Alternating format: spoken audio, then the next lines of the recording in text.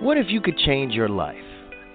What if sorrow could become joy and the darkness the light? What if you could heal not only yourself, but those around you? Well, you can. It's called alchemy. And these are the Alchemy Sisters.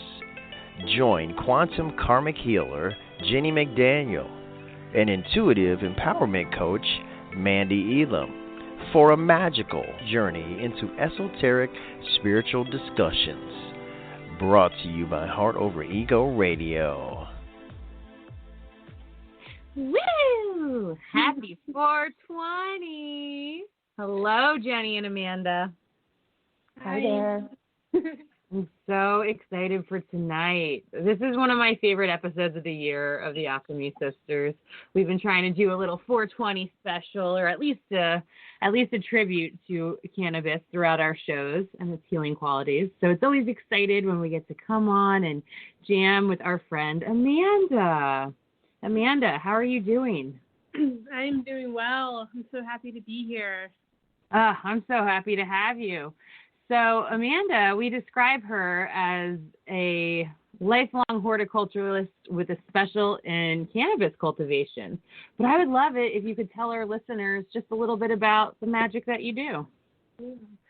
So I love plants in every and all forms, and cannabis has such amazing qualities and such amazing healing qualities. It is definitely one of my favorites. So I've been growing everything pretty much my entire life, just having a garden out back, growing tomatoes, all that fun stuff. And then when I moved to Colorado about 6 years ago, I started doing cannabis. So I've been growing for about 5 years now. Amazing. So cool. Jennie, how are you doing tonight? I'm doing pretty good. How are you doing? I'm good. I got a little anxiety today because and Amanda, I'm excited to jam with you on this, because they're like in certain places of the country sectioning off home and garden and not selling seeds and soil and stuff. Have you guys heard about that? Yep. I haven't.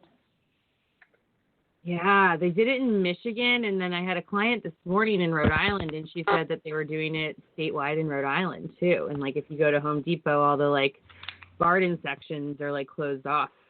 And I'm like, I don't know how I feel about that. Yeah, they say that it's not essential. And I was like, it's food. Food is essential. the ability to grow your own. Plus, like, I feel like it's such a mental health thing right now too. A lot of people are keeping their sanity by doing some home projects and, you know, starting their plant babies and getting ready to garden. And I feel like, I don't know, you can social distance pretty well at Home Depot, I think. So I'm just not feeling that. Yeah, this is interesting. Are you guys getting an echo? Echo, yes. I'll pop off. Jennie will tune back in. So Amanda, we're going to continue this conversation once Jennie pops back on. But yeah, I'm curious, like, what's going on in Colorado? You work in the cannabis industry there. That's considered essential right now, right? Yeah, so the way that my company is still functioning is because we are, you know, online sales, and we are not touching, you know, we have one person in the warehouse who's shipping out products. So we sell complete tent kits for a lot of people that want to start growing, and our sales are actually been really great because everyone's home right now. Everyone wants to start growing, if it's cannabis project that they've always wanted to do, or if it's just for their seed, you know, their seedlings for spring. Everyone's kind of growing right now. I love it. I had the pleasure of living with Jennie and Amanda in Colorado when it all became legalized, and it's been fun to really follow this journey. I'm living in New Jersey now, so I'm not allowed to grow a marijuana plant here, but I'm growing all kinds of other things, and I'm really excited for gardening this year, and I'm really grateful for it because I don't even know if we're going to have that privilege soon, so I'm happy about that. I can't imagine for the life of me why the government would want to create more stress and anxiety amongst the people.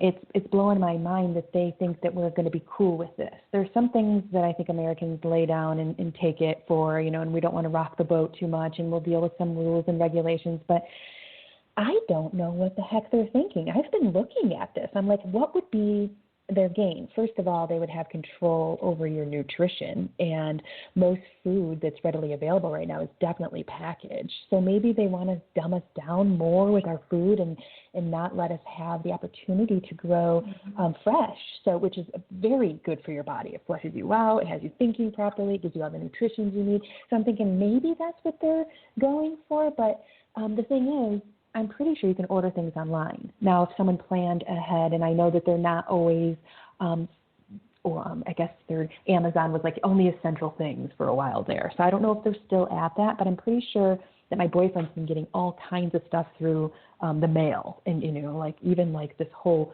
rotillary thing that he just got, and he's busting up the whole ground, came in the mail. Oh, rototiller. Rototiller. You can tell how much I garden.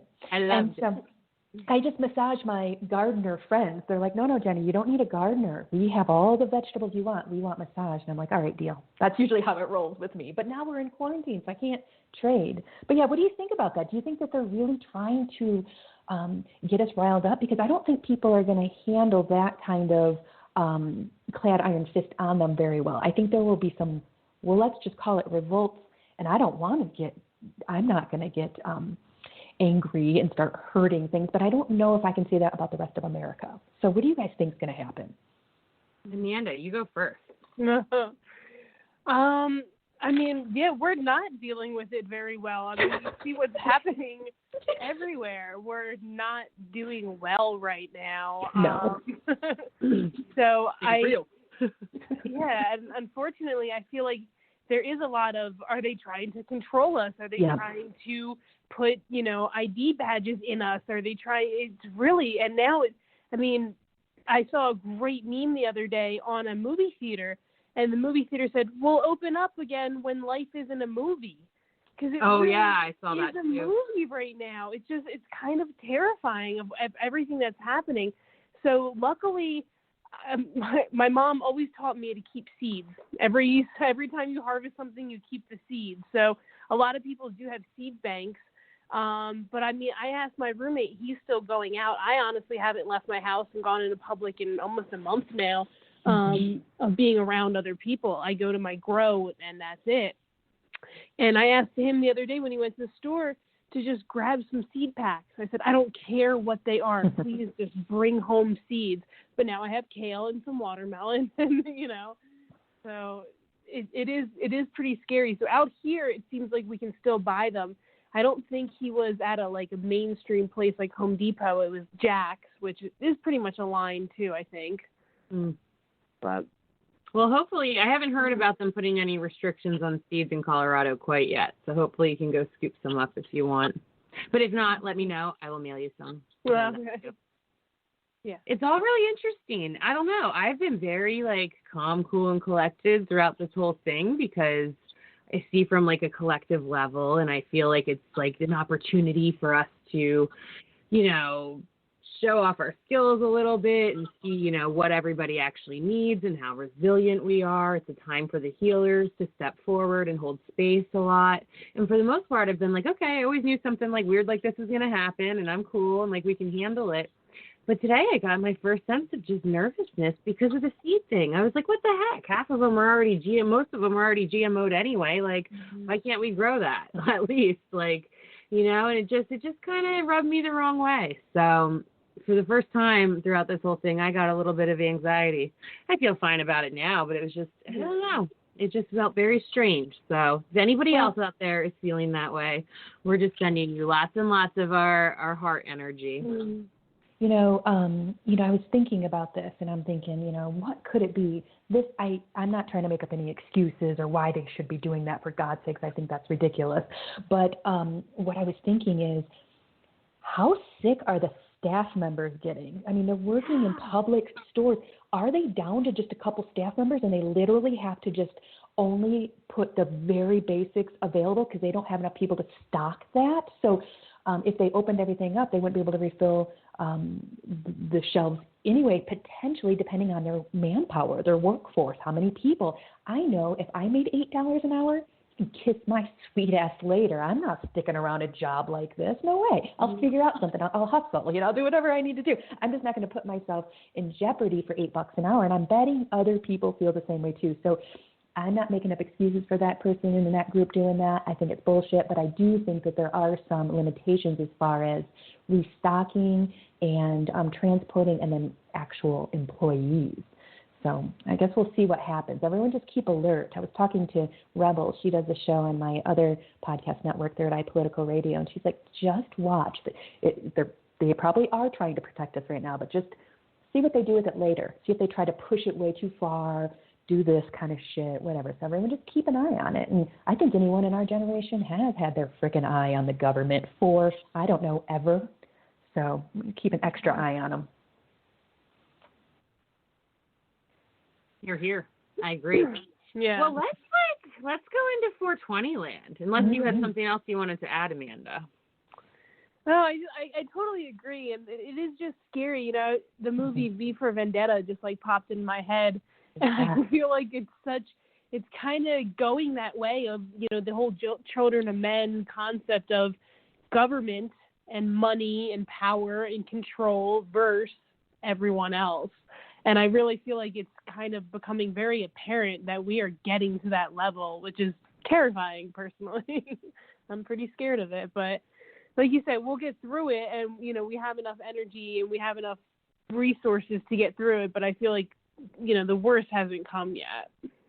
And we'll hold space for futuristic experiences. We'll just send all kinds of light and love, and some of my understandings are we picked the time frame continuum we come into. So we knew there was going to be, on some level, some cataclysmic stuff that we were going to have to brace ourselves through and even brace others and provide medicines and healing techniques and tactics for others. So we're kind of built for it. I know it's scary. It's kind of scary and exciting to me. It's more exciting because I feel like I've watched every zombie apocalyptic survival movie available to me, and that doesn't guarantee me a survival, but it does show that I feel like I've been kind of obsessed with this kind of situation.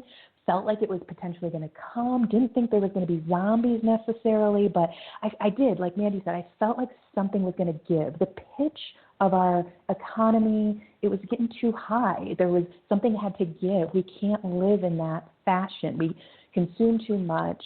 Everything's outsourced. I mean, we just couldn't keep going down that capitalistic road like that. So we hit that pitch, guys, and now we're kind of cracked the window, and we'll take a look and see what builds on the other side. And I just know that we're a big part of it. And I think that we've done this before in past lives. If I had to bet $1 million, yeah, I would on that. I don't have $1 million, but I'd win, so I wouldn't have to have $1 million. But we've done this before in other dimensions, and maybe even here on this planet before. There's been plenty of revolutions before us that we could have played ball in. So here we are again. Let's talk 420. It's a lighter existence. Yeah, let's get high and talk about fun things now. Oh, yeah. Amanda, what is your favorite strain these days? Mine to this day is Amanda's Lemon Haze, but we'll get to that. Yeah, I actually have some of that growing in my tent right now. That is always a classic. I've been smoking a lot on some Golden Goat, which I really love that as well. That has a nice high CBD cross in it from the Romulan side of it. So I really like that one too. It's a really just a nice sativa kind of grounding, kind of cheesy, nice smoke. Wonderful. Yeah. I've had my hands on some lovely outdoor California bud from last season, and it's still doing me just fine, and I've been enjoying that today. And I'm really bad with strains, even though I was married to one grower and I date another, and before that I dated 3 others. I can't tell you the difference. I mean, I was happy to get the product, and I'm super excited. So strains, a couple do cross my mind, though. When I lived in Colorado, it was a big deal to know the strain of what you're getting, of course, because I usually knew the growers. I could get it directly. But as far as picking it out of a lineup, I don't think I'd be good with that taste testing thing. But I do remember this branch of strain that was like cheese. Is that one, Amanda? Cheese? Yeah, that could be a parent one. You know, there could be like an OG cheese and everything. I'm honestly the same way with strains. I don't necessarily care about them. And I mean, I like growing them and seeing the different aspects of that. It's kind of like growing, you know, a Roma tomato compared to a Beefeater or a cherry tomato. Like, it's cool to see them all grow differently. But in the end, to me, they get me high, and that's the result that I want. But I'm not great with the taste testing thing either, and really knowing the different characteristics. And, that tastes like a piney, you know, grapefruit on that note. No, it doesn't. There's people that do that. And they were like, do you get that strawberry? And I'm like, no, hardcore. I'm just chilling. I don't know. Yeah. It's good. I'm liking it. Yeah, thumbs up. I'm the same way with wine. I worked in fine dining forever, and like I would totally bullshit because and I'd like read the description and I'd taste it and stuff and smell it. And granted, I've had allergies and nose problems and things, so I'm like, my smell's probably not the best, but it's all, I don't know. I just didn't really get that flavor, but people did, and then they go crazy for it. So hey, if you have those stronger senses, good for you. But yeah, I just care about how it makes me feel. Yeah, definitely. Or for me, when I'm in a competition, what it's going to score me. Well, tell us about that. Tell us, you've had a big competition year and some like nice victories, haven't you? Yeah, it was actually because today's 420, so I was going through like all my memories, and I forgot about another cup that I was in for. It was the concentrate cup. So one of my strains we made into a concentrate, and it won first place and third place. And then I did another competition, which is the grow off, and I won second place for potency for that.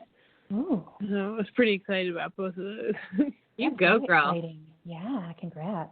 Congratulations. Can you tell our listeners how they can follow your journeys and a little bit about what you do? Yeah, so I'm pretty active on Instagram. I feel like that's my main source of entertainment these days. Yeah. So that's Pepperland64. It's a Beatles reference for any of those diehard Beatles fans out there. And I work for a company called Black Dog LED. We do LED lighting. And, I've been there for actually 5 years, coming up in a couple of days, which is really interesting. Wow. Longest commitment I've had. I remember when you started working there. Yeah.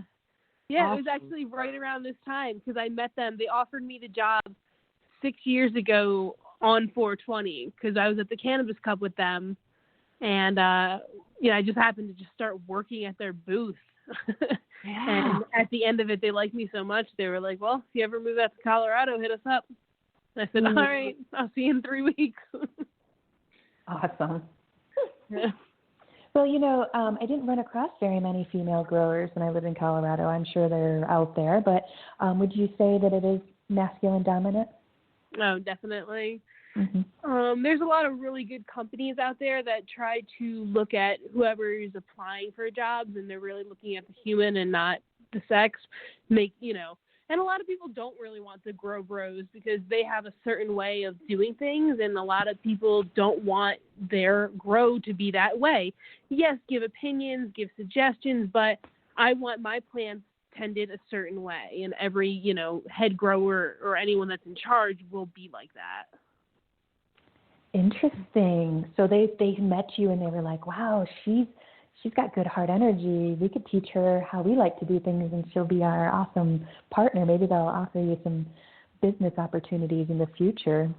It does look like they dig your energy. Do you think that, do you feel like because it's becoming legal in more states, do you feel like you will stick out in Colorado, or do you feel like because more legalization is happening across the country that you may see yourself venturing out to a different state, or are you digging Colorado?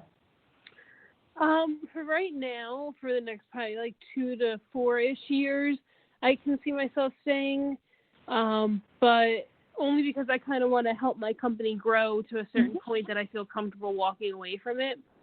And then once that happens, I definitely feel like I could be in a different state. Cool. Do you miss out east? No. Not at all. No. What don't you miss? I'm curious. Amanda's from Jersey. Amanda and I are from the same place in Jersey. Yeah, I miss the food out there. I miss like my handful of friends, and I miss my best friend Trisha, which is how Mandee and I met. But besides that, I'm good. I feel like there's chapters in your lives, and like sometimes when you're done one, you're done one. Yep. Yep. And sometimes you like it so much, you come back and visit it later on, and you have different eyes and different perspectives, and that's fun to do too. Yeah, when I got out west, I was like, oh, the air. I can breathe so much better out here. I feel like I get more oxygen in my cells or something. I just feel healthier out here. So I tried the Southeast. I'm from the Midwest. Didn't go up where you guys were very much, but I tried the East, and it's just the humidity, I think, was really it messed with my dosha. I had an Ayurvedic healer in Boulder, and she's like, well, you're this and this, and I can't remember what she said, Pitta, Vata, something, Kapha, something. And I can't remember now. It's been years ago, but she was like, oh, yeah, that would make sense because the humidity is going to make you feel this way, and you're this. And I'm like, that makes sense of why I breathe here in the West. So I ended up in New Mexico, which I dug on Colorado, bit too much snow for me. I don't enjoy any of those snowing events, outdoor events in the winter, so I popped down one state and did everything I want. I don't enjoy any of those snowy and outdoor events in the winter. I like that. I'm hoping to snowboard. I was hoping to snowboard a lot this winter, but it just didn't really happen, so I'm hoping next winter. But that's something that I missed a lot, and I lived in Florida for like a couple seasons, and that was cool and different, but not for me. I'm very much a water soul, but I need the change of season, so I don't think I could live any more like anything too south. But maybe out where you live, Jennie, because I did visit Santa Fe, and I could breathe well, and it felt like such a different vibration. Well, I was having lunch with one of our friends, Mandee, Donna Carroll. She channels, and she's very skillful. And I was having lunch with her, and she brought me a chunk of selenite. And she goes, this is from the selenite trail. It comes up from Mexico. Don't quote me on this. I'm just trying to paraphrase what she said. There's a selenite trail that comes from Mexico, comes all the way up, hits all the way through Albuquerque and goes north, I live north of Albuquerque, and up through Santa Fe, and it's like the 505 trail, and apparently there's a bunch of selenite in our ground, which that is a very, very heady crystal. So that's my jam. I love it too. I mean, I use big chunks underneath my massage table because I'm like, let's go on a trip, guys. We're going to go heady. It's a good one. So maybe that has something to do with it too, and then maybe it does have something to do with the dry weather. And then it could also have something to do with you do dig those outdoor snowy events and the Taos. I mean, there's just so much skiing around here. So, there's some in Santa Fe, some in Taos. There's some around here where I'm at. So, it might have a lot of the things you want, but you are a water baby, so you might miss that ocean. I'm such a water baby. But I can totally come out and visit once we're out of quarantine and we're allowed to again.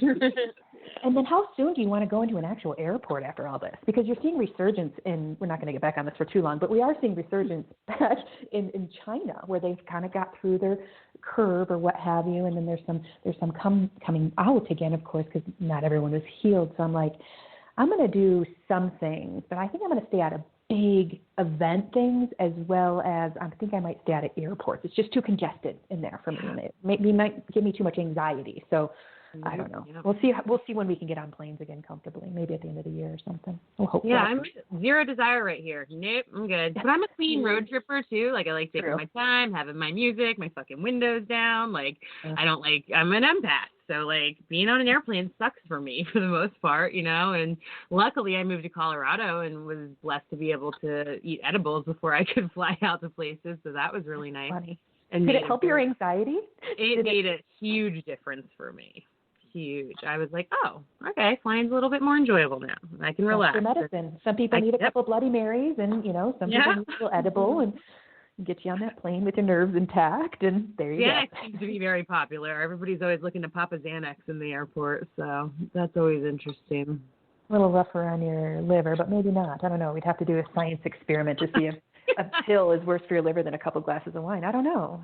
That would be a research thing. That would be a good study. My mom and I were discussing that earlier because we were talking about different conditions and stuff. My mom has a psychology degree, and we were watching something, and we were talking about fetal alcohol syndrome. And I was like, has there been really a study about, pregnant mothers yet who consume cannabis? Because I'd be really interested to see what that looks like and stuff. And it's like, so many people who did, but you can't quantify it. And it's kind of like, I feel like if it was really bad, we'd know by now. Like, I don't know how, much of a study there's been on, meth moms, but that's not good kind of thing. Oh, no. So that's it's interesting. Yeah. That is interesting because there's all this stigma, and because today was 420, they had some marijuana informational pieces on the television yesterday, and I was catching pieces of it. My boyfriend was watching it, and they were talking about how it went illegal nationwide in the late 30s. So you have it kind of being in between, kind of before that. So maybe some states were illegal, some states were legal. I'm not sure on all the details. But it wasn't until 38 that they completely made it illegal. And I was like, man, it seemed like it was illegal forever. But I guess it was legal at some point. But I guess they just didn't know much about it because they said that we didn't have a lot of it in our country, maybe because no one grew it. I don't know, maybe because hemp took the cake. I'm not sure.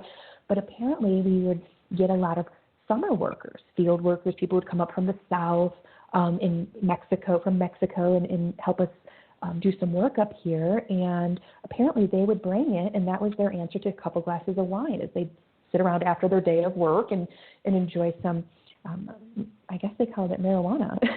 and they started to share it with the other white people that were doing with field work too, and it caught on. And then here you have it maybe becoming illegal a couple years later, and then the 60s come and plow that down. Even though it was illegal, they broke down, I think, a ton of stigma that was around marijuana. Yeah. Amanda, you know a lot about weed. What do you want to chime in on? No, the 60s, that's actually why my Instagram name is Pepperland64. 64 is the year that the Beatles came over, and I'm like a diehard Beatles fan. I feel like, all the hippies in the 60s and whatnot really kind of paved the way of not wanting to do the same thing and not just live the same life, and they really kind of broke out. I wish that momentum kept going throughout the decades, but I feel like now is a resurgence of that energy, because there's a lot of energy going on now. It's all over the place. But I feel like people need to still kind of grasp how to control and how to handle all of this. If you haven't been a cannabis user, maybe now is a good time to try while you're home all the time, when you're comfortable, when you can do some research on it. Yeah, because I don't know a lot about strains, but I do know that most of them are a hybrid, but I do know that indica will have you having a bit more maybe psychological stimulation, where an indica will have you more relaxed and ready to maybe sleep. So maybe you can do some research and take some time to see which one suits you, because I know there's a lot of people out there who just didn't grow up around people that smoked weed, and maybe their friends in high school didn't, and they didn't run across it too much in college, and they just don't know much about it. And I'm like, that is a great time. Wonderful thinking, Amanda. We're always trying to think of things we can do right now to kind of better ourselves and look into things and productive things. And I think looking into the strains and the types of marijuana and giving it a go, because you're going to be the most relaxed you're going to be for a while. This is big downtime for a lot of us. So yeah, we'll be right back at it in a month or two. So you may as well enjoy it and kick back and see. And a lot of people, I'm a massage therapist, they got physical pain, a significant amount from whatever accidents, genetics, overworking themselves, working certain jobs, what have you. And I've seen the benefits of having a small amount. If you don't have to eat cookies, you can get some made in a way that suits you, of course, and you can find out about the grams and the amounts and stuff like this, or however they break it down when they sell it. But you don't have to eat a lot. You can eat a small amount, and it's just going to take the edge off. Now, if you want to have a psychological, visual experience, go ahead and eat 2 cookies that are kind of strong, and then you can experience, a different type of buzz, because that's where I found that edibles were fantastic for me, but I had to be careful with how strong they were, because if they were too strong, I was like hiding underneath my bed. I was like tripping out, like very, and I've been smoking since I've been 17. I'm 42 now. And so, it hits you.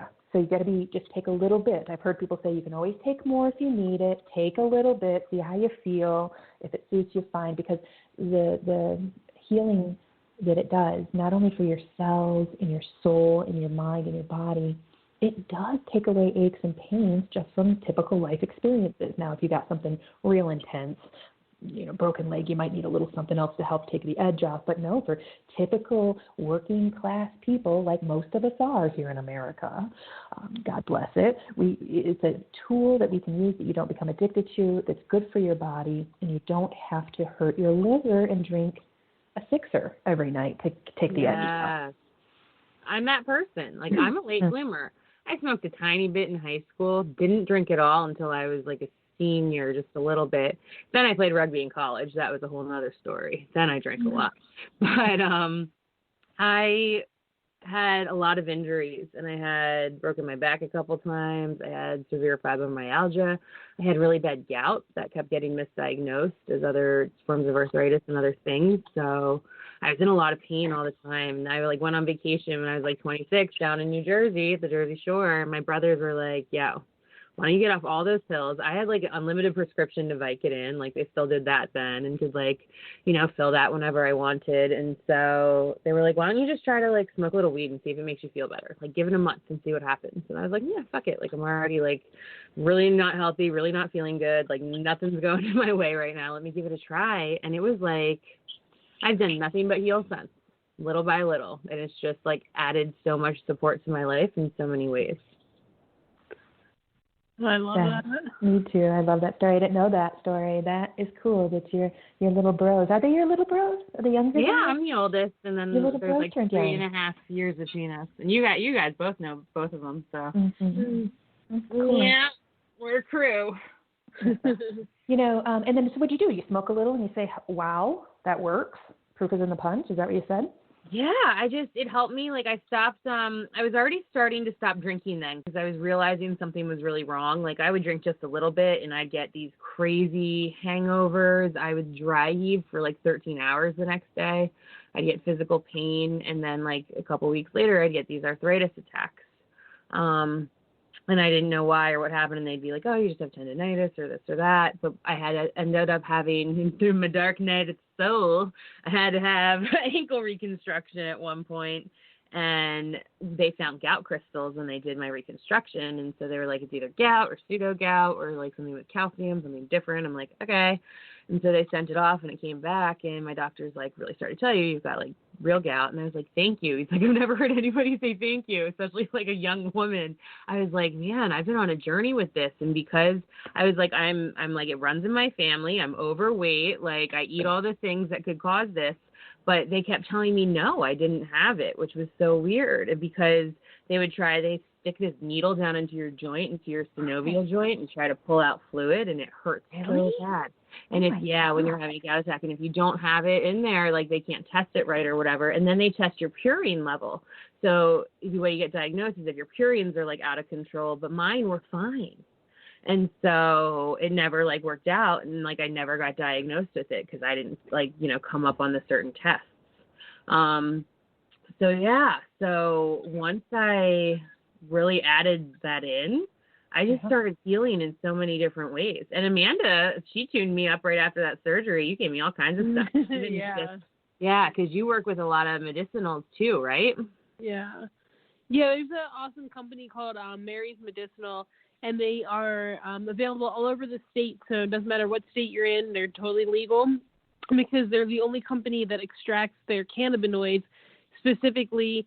So THC is the cannabinoid that gets you high. That's the, psychedelic one. Well, there's over 80 different cannabinoids in the cannabis plant. So CBD, CBN, THCA, all those other wonderful cannabinoids, they all do different things. So this company has different like CBD patches or CBN patches or CBN cream, and there's a lot of different things that you can use them for. So after your surgery, I think I gave you specifically like CBD salves, and I think for your feet to sleep, I gave you like a CBN salve. So there's like a lot of different things that you can do, and like you just have to kind of tweak. I mean, it's kind of like, you know, drinking or taking pills or anything else. You have to figure out what works for you. Maybe not that bottle of Everclear, but maybe 2 glasses of wine. Or if you are going to do pills, you know, maybe a half a Klonopin compared to the whole bottle. Well, same thing with cannabis. You'll know maybe a patch and a salve really works for you compared to, you know, 1,000 milligram edible. You have to figure out what works for you. And man, that helped me heal so much and ease my pain. But the biggest thing is once I changed my diet, which, you know, that's the other thing. It's like, all right, we're revolutionaries and fine. You want to like take our seeds or our ability, like we've got enough. We're saving them. We're growing them. Every single piece of fruit in your pantry right now holds like at least 20 new plants. I literally tried this out like 5 or 6 weeks ago. I bought some mini bell peppers and I used them in a bunch of shit, and I saved the seeds and I dried them out and let them dry out for like 2 weeks. And then when I went and planted all my little seed babies, I planted several rows of them, and they all just came up the past like few days. And I'm like, oh my God, sweet. So it can work. And I'm trying a lemon right now to some lemon seeds. I want to see if that sprouts and what happens. So I'm experimenting, but like we can easily take this back, you know, and we can easily nourish ourselves.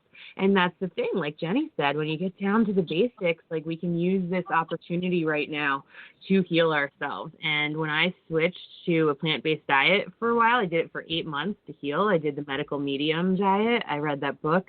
Really resonated with me. Talks about the Epstein-Barr virus, and once you're exposed to it, all these other problems that can happen with you. If you've ever had strep throat or mono, you definitely have it. And it causes all these other issues like chronic inflammation and arthritis and multiple sclerosis and maybe certain forms of cancer and the gout and all kinds of stuff. So either way, I switched to this plant-based diet for 8 months, and I like became a whole new woman. And I've been, you know, I'm not fully plant-based right now, but I try to be most of the day. I still do most of that cleanse. And it's amazing. Our bodies are so resilient, and they respond really well to plants and plant medicine. And I'm an advocate for it because I did it, and it took my pain to being like, I couldn't even walk like for a long time until like, I feel like a champion now. So. That's so good to hear. Yeah, I saw a picture on your Instagram the other day of, I think it was like the celery juice, and I was like, I started doing that because I actually follow that the medical medium too. Sweet. And I started doing the celery juice, and within 2 days, I saw like the puffiness in my eyes go away. So cool. It's really magical. And if you have IBS, I did it for my inflammation and to get off blood pressure medicine. I was on blood pressure medicine for a year after my surgery because I was in all this pain. And it took my blood pressure back to normal, and it pushed out all of my inflammation. And if you have bad IBS, for people who have like IBS and Crohn's and things like that, after 10 days, it like restores all of your gut health, and like you like are back to normal. Nice.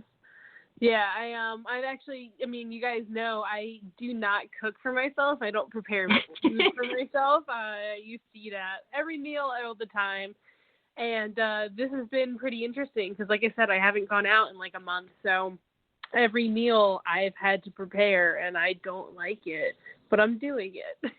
What is it? I'm curious. I'm wildly curious in this because I've been looking at my response to domestic stuff because I've been home. I usually run businesses out of the house and in the house. I'm out of the house at least part-time or something like that. So I really like doing that. So it takes up a big majority of my day. So when I come home, I might make one meal. Well, I've been making like 2 or 3 meals, depending on what I do that day, a day. And I'm like, oh, no, this is a lot of work. And it started to like rub me a certain way where I was like, I'm going to have to get clever on this. So I started to cook in bulk. So as opposed to like, I don't know if we were having like tuna fish sandwiches or something like that. I would make 2 cans of tuna fish and put it in the refrigerator and have it like a couple days later. Or yesterday I made beans as opposed to a pound. I made 2 pounds and I froze some and I put it in the refrigerator so it makes it easy so I can pull it out and just pop it in the oven. So I tried to make it so I'm cooking less and I can just warm things up more, which helps. So why do you think you don't like preparing meals? The bulk thing, like I understand the concept and everything, but I'm not going to want that meal again tomorrow for lunch. And I hate to say it, but when I got to Boulder, I just got so bougie about what I ate. I was just, Whole Foods changed my life. Like I could just go in there and be like, what do I want today? Sushi? Okay, what do I want now? Barbecue? Oh, now vegan? Like everything. Oh, this fancy kombucha? Like anything you want in Boulder, you can get pretty much the best of. So I kind of liked just having specialty meals at places that I liked. Which I know sounds super spoiled, but food for me is like the one thing that I'm just not into. So now it's kind of nice. I've been doing a lot of like grilled vegetables, and I've been doing veggie burgers, things like that. And some of it's good. It's all edible. I eat it. It's fine. So you think you dislike cooking it mostly because you just can get such great variety at certain places like Whole Foods that are at your fingertips. Yeah. Yeah. It's just something that like I just never really liked doing. It's a chore to me. Some people really didn't like doing laundry. Some people really don't like, vacuuming their car. For me, I mean, it's just cooking. Interesting. Yeah, that brings up our revolution, and like this community creating, because Amanda is this incredible green witch magician who can grow anything and like spend so much time, and it brings her so much joy, and she offers such abundance that way. Like, how cool would it be to have lots of community members that just get to practice what they actually want to be doing so that they contribute, and then she passes off all of that to a chef who loves to cook and puts all this love and creativity in it and creates all these amazing meals. Yep. Am I dreaming about the 5D, Jennie? You're just taking words right out of my mouth. I'm like, man, that's what we got to form, because I see that, and I've seen that in my head for decades now, where I'm like, I'm pretty sure we're supposed to have our specialties and work together as a community. And if one person just has a disdain for certain things, like Amanda said, either laundry or, I don't know, cleaning or cooking or something, and just have a disdain for it, maybe they have something that they want to do more often. Like maybe they're excellent at gardening, where the other people are killing everything that they try to plant. So I think we should use people for their skills. And, of course, subject to change. If you want to switch from gardener to frickin' bricklayer, that's cool too. But, apprenticeship is good for that. But yeah, I want to live in a community where I get to like just fully engage and full head-on only do my art. And of course, that's a perfect world that we're hopefully building now. I mean, it'd be great. And then Amanda wouldn't have to cook dinner because she's bringing freaking weed to the table. Everyone's like, no, you don't have to cook. No, just keep bringing that to the table. Yes. Or the winemaker or whatever. No, dude, don't worry about us. We got this shit. You go back to do that winemaking that you do real well. And I think that's, tribal, that goes back to tribes. It goes back to small communities. It would be cool. It'd be so cool to have more of that. Mm-hmm. I want to be the host and house mom. What is that? I don't know. I want to be the host. Like, I want to, help everything, be orchestrated and, create the community between people. And then when everybody comes to dinner, organizing the time and all the ingredients and what everyone's bringing. I'm a good delegator and an overseer, but I also bring a lot of heart. So, that's why I feel like I would be the host, because I'd, offer lots of hugs and, short pep talks if people needed it or whatever. I'm a busy person, and I like running around. And, I worked for my town, one of my hometowns in Manchester, Vermont, at the Parks and Rec for over a decade. And I had all these programs that I would run for summer camps and swim lessons and events going on. And it was so much fun because I got to talk to so many people and see so much that was happening. And I like being a dot connector and a holding it down together person. Oh no, just let me be in the garden listening to Joe Rogan's podcast. See? Exactly. See, we already have some major pieces covered. I'm the body worker, spiritual healer, which of course Mandee does too, and of course I have other things I can put forth energy in. We'll keep Amanda in the garden. We got Mandee organizing things. So now we need, I don't know what we would need. All kinds of other things. We would need a doctor. Wonderful. I think that would be a nice place to start. We'll have to keep our lookout for an MD who wants to start a community. That'd be fun. Our friend Holly the spiritual fit chick. She's I don't know if she is officially a naturopath yet, but gosh, she's darn near close. So freaking well studied and just brilliant. You know, I can hear her voice miles away, you know, encouraging people as to what they can do with their bodies, because she's learned it, and she's got the spiritual side and she's got the science side. And we're at this wonderful time of evolution where science and spirituality are merging in order for us to ascend, you know, and that's where we get into all this amazing quantum work. So cool. So far out. I can dig. You know, on one of my other shows, Downward Dogma, Sarah, my good friend, she's outside of Nashville. She's like, marijuana is definitely a veil dropper, isn't it? And I'm like, there is no doubt in my mind that she was right about that, because when you experience, whether you eat it or smoke it or however you like to enjoy marijuana, if you do, when you go into those meditative, heady, relaxed spaces, you let your subconscious mind come forward. You let your conscious mind take a seat in the back. Just go ahead. It's a workhorse. Sit it in the back. Bringing that subconscious mind, whenever we can do that, we get closer to the divine, or at the least relaxation, or I like to say your higher self. So I feel like it's a gateway substance to dropping veils and checking into other dimensions. Now, it's not that every time I smoke it I experience that, but I am a professional psychic, so I can pretty much experience it whenever I want to anyway without marijuana. It just aids. But yeah, it's a place, it's a substance or a herb or a flower that you can partake, and it helps you connect to the divine. I don't know if there's something better on the planet. I mean, sex, food, a little bit of wine, and weed. I mean, that's it. That's all anyone really needs. Some healing. And the music. Yes, of course. And the art. Amanda, what are some things that you would, if money wasn't a problem and everybody had enough money and we were just doing things that light us up, what would be some things besides plants you would be into at this time? I would love to go to New Zealand for about 6 weeks and turn my phone off and live like a hobbit and eat and smoke and drink and garden.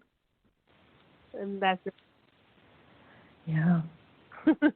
I can dig with that. Awesome. Yeah, I'll take that. I'll take that vacation too. That's all I want to do. I was going to say, what about you, Jennie? What was the question? If money wasn't a problem and we had all the money and resources we need and we didn't have to work to create an income right now and we just got to kind of live intuitively, and what are some of the first things that you would want to do? I would definitely want to disconnect from the internet and my phone. I would absolutely do that first. But if money was no question, I would take 6 months and see, we're all so modest and such diligent little workers. We only take 6 months each. No, a year, whatever. I don't care, 6 months to a year. I would travel through Europe, and I wouldn't do the whole backpack thing. I would do it bougie, like foodie style, all the good stuff. And I would eat all of the food. Every single bit of it, I would eat it all. And I'd be like, oh, my God, I'm so happy. Because I am a foodie. I worked in restaurants for years and years and years, and I just dig on some food. But I do think that I would enjoy that most. I think that checking into Spain, going into maybe France, checking out Germany, and I'd hang out in Amsterdam for just weeks on end, because I would go to the Van Gogh Museum every day for 2 weeks straight. And I would love it. And I would probably just enjoy it more and more each time I went. So I really want to get into that European art, espresso, weed scene, and just kind of beatnik it out over there for 6 months. It'd be freaking so cool. That's what I would do. That sounds incredible. We'll all take each other on our trips, so we all get to experience. How about you, Mandee? Where would you take us? Oh, my God. Glastonbury for sure. Many other. I want to go to a lot of sacred sites and just see what happened here. And I really want to visit a lot of ley lines and feel healed up. I really want to learn more and discover more. And I would take a lot of time just to support my body and like anything I needed, like whether it's just like a Reiki session or a massage or a biotuning or whatever. I just would like want to pay attention to that for a while and then see what I'm capable of. Because I think so many of us, you know, even if you do stick to some sort of healing, you know, modality or this or that, we still have constraints right now in our current society in so many ways. And I want to know what it feels like to just be boundless, and anything that I want to do is possible and not have any fear. So you would go to Scotland. Is that where Glastonbury is? Barry is? I think it's in England. I think you're right. I wasn't real sure. I knew it was Celtic. There's a lot of stuff in Scotland. There's a lot of witch museums I want to go to. They burned a lot of fucking witches there. All over Europe, lots of different places. And I want to learn more because I would want to use the time to, like, you know, do what I'm doing now, but like excel it and learn more about consciousness and myself and how I can evolve. Yeah, see, the Celtic is on my list too. I'm not a huge world traveler. I like kind of tooling around road trip style, like you guys said. You have some flexibility. We got a big country here. It's beautiful in many parts. So I spend a little more time doing this kind of travel. So I don't have a ton of places overseas. Now, I would like to go to every place, but as far as top 3, I would definitely do that European thing I talked about. And then I would kick over to the Celtic area. I would probably want to see a ferry. I would want to like trip into some parallel lives where I was. And I think that people, especially us on the line here, with our witch backdrops, we would absolutely remember some things. We would get to those places in Scotland or England and be like, whoa, deja vu or something, you know. So that would be cool. That's probably my number 2, that Celtic area. And then I'd like to check out Japan because I'm kind of obsessed with geishas. Did you guys ever watch that movie? Memoirs of a Geisha? Oh, Jesus. I've heard of it, but I didn't watch it. I'm the worst movie watcher ever. I know. It's a good one. I haven't seen The Matrix. I'm getting a lot of fucking shit for that this week, so I definitely got to get on that. I haven't seen a lot of stuff. And I'm on my family's shit list because we're all in quarantine and everybody's watching movies. And they're like, what? You've never seen this? They can't accept it. They're like, no, you must watch this one. I at some point got such an aversion, actually after 9/11, because I saw weird shit happening psychically. I started just being not wanting to be near the TV or the media or all the shit coming in my subconscious. And I became a terrible movie watcher. But when I was younger, I was much better at it. That is interesting because yesterday on Beyond Politics with Bo, we had CJ and Rebel come on for a little while, and CJ was talking about the flicker from the television, our phones, and computers. He had a word for it. I'll have to go back and get it and write it down because it was a word I'd never heard of, and he says if you Google it, you can't find anything anyway. But it was the process of being hypnotized with the flickering of television, our phones, and computers. And I'm like, oh, 100%. I'm like, oh man, I'm going to say that some of that's true. I'm not going to say that, all of it that he said was true, but I'm going to go as far as to say that, yeah, there's something to that because it's a hypnotherapy device. I went to hypnotherapy school and they were like, the television is the biggest hypnotherapist on the planet. And it probably makes the most money too, as far as Hollywood and all those things. Mandee, I watched that show finally. Thank the Lord. No, I watched. It was the one. It was Out of the Shadows. Yes. Man, I knew all that stuff, and I had to prepare myself because I've been taking my conspiracies in strides, like my drinks. And, I'm like, I got to. I'll go nuts and start climbing up walls. Advice for all you listeners out there. Take a token in a stride. Moderate. So I watched it and I was like, Jesus H. Oh, geez. Yeah, that one was a good one. And I think that it was so well made. I don't know who made it and put it together, but I thought it was good. And is it called Out of Shadows? Out of Shadows. It's this guy, Brad. I forget his last name. He was a Hollywood stuntman. He was in Batman Forever, which is one of the last ones I really remember well. And Jim Carrey's the Joker and hypnotizing everybody. And I'm like, this shit's fucking real. And I remember being a kid. I don't know how old I was when it came out, but I was probably in 4th grade or some shit, living in Jersey, doing the DARE program. I wanted to say that too because I did the DARE program in Jersey, and I felt like I was brainwashed to think marijuana was the worst drug, way worse than heroin. And, like, I was always so much more afraid of it because they made it sound so much worse through that program. And that's something that I was reflecting on when we were talking earlier. Yes, I've always thought that if I smoked weed, I was, like, going to be in a crack alley in Atlantic City. That's what they made us think here. Yeah. You know, that show I was watching yesterday, they hit on that a little bit. They hit on a lot of things, but they were like, wow, in the 80s and 90s, they were putting it as like scheduled as a worse drug than cocaine. And I'm sure that got switched around at some point, or maybe it didn't, but it was saying that it got more publicity and like organizations built up around it, like Say No to Drugs or the DARE program, or there's many of them. And we had to do the DARE program, and then we had to swish. We had to do this fluoride swish. This nurse would come around with little cuppies, and everybody would have to swish like once a week, like Wednesday, New Year's Day or something. Yeah, I don't know why they pushed that hard on marijuana. I think it was the Bushes and the Reagans, and they probably just saw that it was, if it got too prevalent, that their investments in the big pharma would be messed up or something. But anyway, they pushed hard on that in the 80s and 90s. I mean, program after program after program about the detriment of marijuana. And I was like, Jesus, dude, lighten up. Jeez, it's like, now looking back, I'm like, clearly you had money invested somewhere else, because they went at it like it was heroin, and then you guys got the kickbacks of it, the stigma of it sitting on you, like, oh, you're going to end up homeless if you smoke marijuana. Jesus, that, you know, it's a real fear. I thought I was going to go to jail, you know, and so I didn't smoke it till everyone was smoking it when they were 14, 15, 16 when around me, and I kind of was a late bloomer, I guess, for the area I grew up in, so around 17 is when I started smoking it, and then I just fell in love, and I was like, oh, you're my best friend every day. So, it would let me go even further out. You know, my mind would go out even further. So I did absolutely use it for thinning of the veils. We only have a couple minutes left, and I want Amanda to talk about anything in particular that's coming to her mind, or ask any questions, or maybe she can also lead some people to some links or some information of where they can contact you if they have any questions about the company you work for, and or questions about their own personal grow or anything. Cool. Yeah, I get 2 comments. So I actually didn't start smoking until I was 19 either.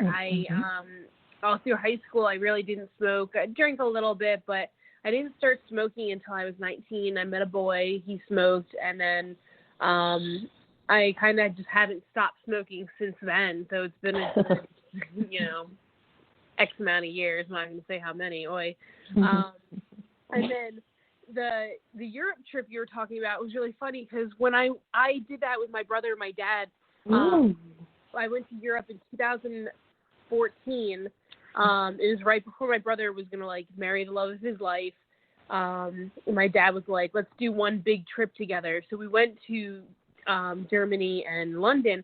And while I was in Germany, I felt so connected to everything, so much so I didn't want to get on the plane when we were coming back. Like, we were in the airport, and I was like, I could just stay. I could just live here. It's fine. I can figure it out. But, yeah, it was really interesting walking around somewhere that old and feeling so connected to it. So I was really into that. Well, that's fun. Let's take a look. I'll take one minute of time and tell you. I just have a couple questions to ask my spirit guides so I can get the information real quick. How many times has she incarnated in Germany? They're like 1,000. I go, how many timelines? They're like, she's peppered into about 5 different timelines. So they're showing you coming in like, I don't know, like to the 1500s all the way up. They're showing that you peppered in Germany, but they're saying you've done that to a lot of different countries. And like I was saying earlier, check out, if you ever get a chance, go to the Scotland or the Celtic areas. I think, like I said, all 3 of us will have just some real big flashes like you did when you went to Germany. Like, oh, no, this is my home. She never set foot in Germany. She's from Jersey. You know, like it's amazing the response that we can have when we go visit somewhere that, in my opinion, resonates parallel lives. Fun to think about. Yeah. So yeah, I work for Black Dog LED, which the website's just blackdogled.com. And then the best way to get hold of me is Instagram, and it is Pepperland64. Beautiful. Love it. Thanks for coming on, Amanda. And I just want to appreciate give that. our listeners a quick reminder that the Alchemy Sisters, myself, and my lovely friend Abra are hosting a Divine Feminine Rising New Moon Gathering. You can click on the event on our Facebook page. Please like our Facebook page. We're 20 likes away from 1,000 followers. So thank you all for holding space. Thanks, Amanda and Jennie. We appreciate you. This is the Alchemy Sisters, and we are Heart Over Ego Radio Network. And check out our sister station, Third Eye Political Radio. We don't talk typical politics.